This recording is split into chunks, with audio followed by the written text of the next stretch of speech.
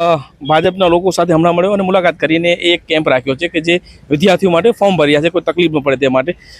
ખૂબ સારું કહેવાય, કારણ કે અમે એક પત્રકાર છીએ, અમારું એક કાર્ય છે કે જ્યાં સેવાકીય પ્રવૃત્તિ થતી હોય, જે લોકો માટે કામ થતો હોય, અમારે દેખાવા જરૂર છે. ત્યારબાદ અમને અહીં કોંગ્રેસના લોકો પણ મળ્યા છે અને કોંગ્રેસના વિરમભાઈ મારા મિત્ર છે અને પોતે પોતાની મહેનત થકી આજે તાલુકાનું પરિણામ આવ્યું તો ક્યાંક ને ક્યાંક આ ચહેરા થકી આવ્યું છે.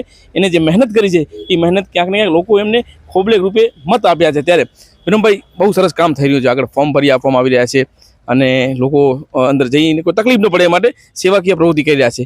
એક સારું કામ છે. આપને પણ નથી વિચાર આવતો કે અમારે પણ આવા લોકો લોકહિત કાર્ય કરવા જોઈએ?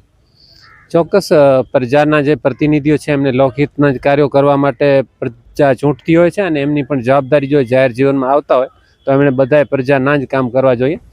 પરંતુ નવાઈ એ વાતની લાગે છે અમને કે ભાજપનું આખું તંત્ર અત્યારે એ લોકો કહે છે કે સરપંચ અમારો છે, તાલુકા પંચાયતે અમારી છે, જિલ્લા પંચાયતે અમારી છે, રાજ્ય સરકારે અમારી છે, કેન્દ્ર સરકારે અમારી છે.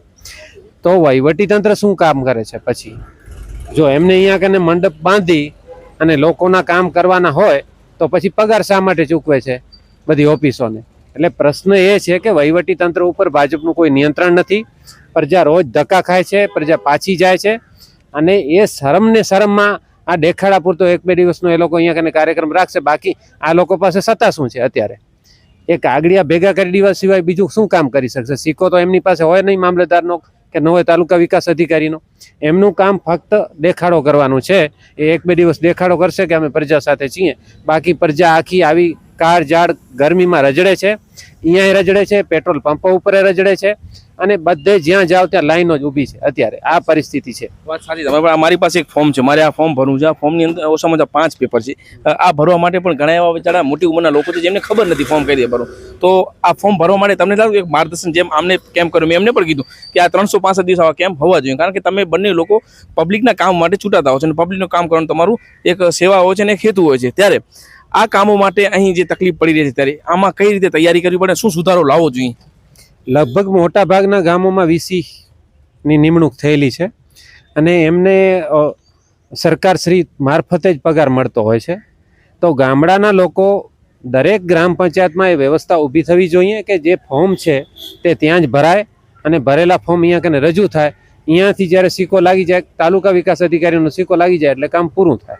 એટલે આ વ્યવસ્થા દરેક ગામડે ગામડે હોવી જોઈએ અને જો ગામડે ગામડે આ વ્યવસ્થા ઊભી થશે તો અહીંયા કને લોકોને ખોટા ધક્કા નહીં ખાવા પડે અને ત્યાંથી જ બધું કામ પૂરું થશે. બીજી વાત કે કદાચ માની લો કે આપણે એમ કહીએ કે ક્યાંક સેવાની જરૂર છે, તો મુન્દ્રા તાલુકાના જે 60 ગામો છે એ 60 ગામોમાં 15-15, 20-20 ગામના એક સ્ટ્રક્ચર પાડી અલગ અલગ 4 વિભાગ અને એ 4 વિભાગોમાં સેવા કેન્દ્ર ખુલ્લા પાડવા જોઈએ અને એ વિશે અમે વિચારીએ છીએ અને એના માટે આગળ કાર્યવાહી કરીશું. આ હતી એક તમારી ચર્ચા વિચારણા ભાજપ અને કોંગ્રેસની. આપ લોકોની પણ વાતો કરી. સૌથી મોટો મુદ્દો હાલ દેશમાં હોય તો એ છે ડીઝલ, પેટ્રોલ નથી મળી રહ્યું. લાંબી કતારો લાગી છે, લોકો બહારથી આવે, 10-10 દિવસ એક જગ્યાએ એકઠા થયા છે અને જેવું ટેન્કર આવે એવું ટેન્કર ખાલી થઈ જતું છે.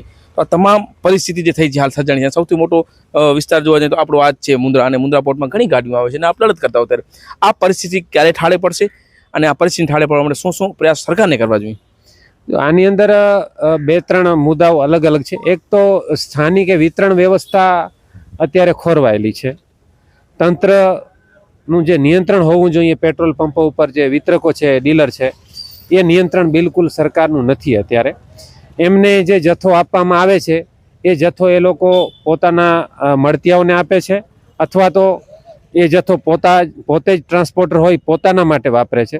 એવી રીતે પોતાના માટે રાખી અને બાકીના લોકોને 200-500નું નામ પૂરતું ડીઝલ અથવા પેટ્રોલ આપી રહ્યા છે.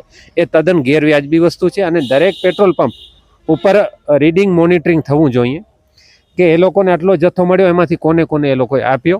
જો એ વ્યવસ્થા નહીં થાય તો આવનારા 2-3 દિવસમાં જ અહીંયા કને લોકો સ્વયંભૂ જાગી અને વિરોધ વ્યક્ત કરશે એવું અત્યારે દેખાઈ રહ્યું છે. અંદર જે લોકોની નારાજગી છે એ ઉપરથી અમે કહી શકીએ છીએ. બીજી વસ્તુ આવે છે સરકારની. તો સરકારને આ યુદ્ધની ખબર જ હતી. આટલા મહિનાઓ નીકળી ગયા યુદ્ધને, તેમ છતાં સરકાર બીજે ક્યાંકથી વૈકલ્પિક વ્યવસ્થા ઊભી કરી નથી શકતી. આ લગભગ આપણો 150 કરોડ વસ્તીનો દેશ છે અને આપણે અમેરિકાને એવું કહી નથી શકતા કે અમે અમારી પ્રજા માટે ગમે ત્યાંથી તેલ ખરીદીશું. એવું આપણા પ્રધાનમંત્રી કહી શકતા નથી. અત્યારે આ પરિસ્થિતિ છે. જો આવી પરિસ્થિતિ રહેશે તો દેશ આખાનું નિકંદર નીકળી જશે તો પણ કાંઈ એનો મને નથી લાગતો કે આ સરકાર કોઈ એના ગંભીરતાથી વિચારશે એમ. બસ પ્રજા ઉપર જ બધું થોપવું છે. એમને અપીલો કરતા જાય છે કે આમ કરવાથી રાષ્ટ્રહિત છે ને આમ કરવાથી રાષ્ટ્રહિત છે. રાષ્ટ્રહિત ભાઈ, આ ડીઝલ નહીં હોય તો આખું અર્થતંત્ર ખોરવાઈ જશે. તમને ખાવાની વસ્તુ નહીં મળે, તમે ટ્રાન્સપોર્ટર નહીં મળે, તમારો ઉદ્યોગ ધંધા બધા બંધ થઈ જશે, તો તમારી આવક નહીં થાય ક્યાંથી, તમારા ધંધા બધા બંધ થઈ જશે, તો તમે જીવશો કેવી રીતે? આ પ્રશ્ન બહુ ગંભીર છે. આ બાબતે સરકાર વિચારે. આપણા લેવલથી બહુ ઊંચો પ્રશ્ન છે, તેમ છતાંય કહીએ છીએ કે જો આપણી પાસે આટલી વસ્તી અને આટલો મોટો દેશ હોય આપણો, તો આપણે બીજા પાછળ ચાલવું ન જોઈએ, આપણે આગળ ચાલવું જોઈએ બીજા કરતાં, અને કહેવું જોઈએ કે અમારી વસ્તી માટે અમારે જે કરવું પડશે એ કરીશું.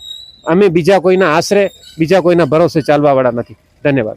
रफ्तार का जुनून, स्टाइल का तूफान, आपकी मनपसंद टीवीएस बाइक अब मुंद्रा कच्छ में युवा टीवीएस शोरूम पर।